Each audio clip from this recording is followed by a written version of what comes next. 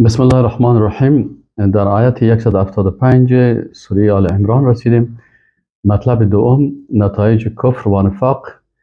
برای کسایی که کفر و نفاق میکنن نتایج زل در اینجا بیان شده. اول، ترس از شیطان. اعوذ بالله من الشیطان الرجیم. انما ذلکم الشیطان یخوف اولیاءه. الله متعال میگه یقینا این شیطان است که دوستای خودم میترسانه. فلا تخافوهم، پس شما از اینا نترسین.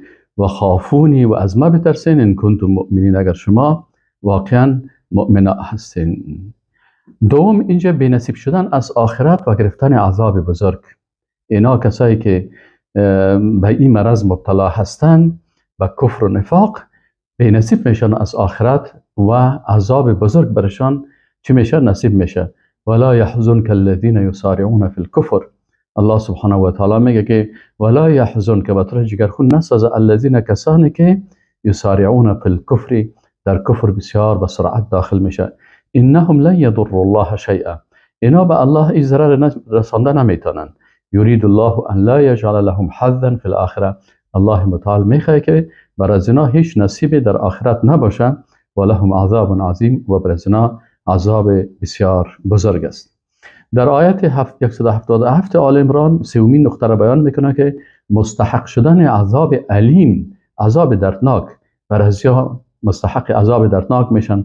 الله متعال میگه ان الذين اشتروا الكفر بالایمان، یقینا کسانی که کفر در مقابل ایمان خریدن، ایمان ترک کردن و کفر اختیار کردن، لن يضر الله شیئا، به الله ضرر رسانده نمیتونن. و لهم عذاب علیم، و بر ازنا عذاب دردناک است.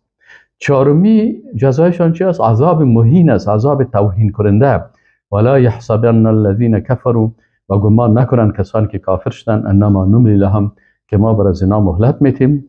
این مهلت ما خیر لانفسهم، بهتر از برای نفسایشان. یا اوتو گمان میگن نکنن که اگر بر از اینا مهلت داده میشه این به خیرشان است. انما نملی لهم لیزدادوا اثما. الله متعال میگه ما برشان فرصت میتیم تا که اینا گناه خود بیشتر بکنن، زیاد بکنن، که باز روز آخرت برشان دلیل نباشن.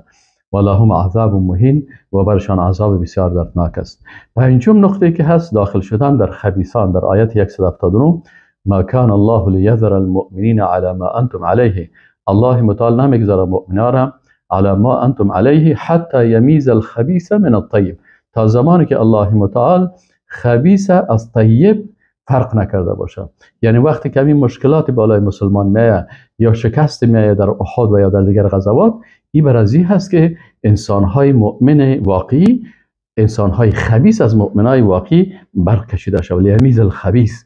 چرا این منافقین اینا خبیث هستن و کافر هستن، اینا در بین مسلمان ها داخل شدن. اینا الله متعال اینا را چه قسم از بین از اینا میکشن؟ در اینمی مشکلات و شکست ها باز اینا میبینن. وقت منافق دیگه دید که مسلمان ها ضعیف هستن، باز خدا نشان میده. و ما کان الله لیطلعکم علی الغیب، یعنی الله متعال شما را به غیب مطلع نمیسازه. ولکن الله یجتبی من رسوله من یشاء، لکن الله متعال از پیغمبرایش بعضی را میگزینه که اونا باز اخبار غیبی بر از اونا میه، باز او بر شما تبلیغ میکنه. فآمنوا بالله، پس شما ایمان بیارین به الله و رسوله و به پیغمبرایش. و این تؤمنوا، و اگر شما ایمان بیارین، و تتقوا، و تقوا بکنین، فلکم اجر عظیم، بر شما اجر بسیار بزرگ است. ششمی جزای از اینا چی هست؟ امی بخل و توقع شدن آتش مانند گردن بند به سبب بخیلی. ولا یحسبن الذین یبخلون، الله متعال میگه گمان نکنه کسایی که بخل میکنن بما آتاهم الله، و به آنچه که الله برشان داده من فضله از مال، هو خیر لهم، این بخیلی کردن به خیرشان است. بل هو شر لهم، این برشان شر است، ضرر است. سیطوقون ما بخلوا به یوم القیامه، امی آنچه که اینا بخیلی کردن ایده گردنشان مثل طوق واره می باشه. ولله میراث السماوات والارض، و مخصوص الله هست میراث آسمان ها و زمین. یعنی کل این چیزا به الله میمانه. انسان ها نابود میشن، مخلوقات نابود میشه، کل نفس ذائقه الموت، و کل ذی میمانه به الله سبحانه و تعالی. والله بما تعملون خبیر.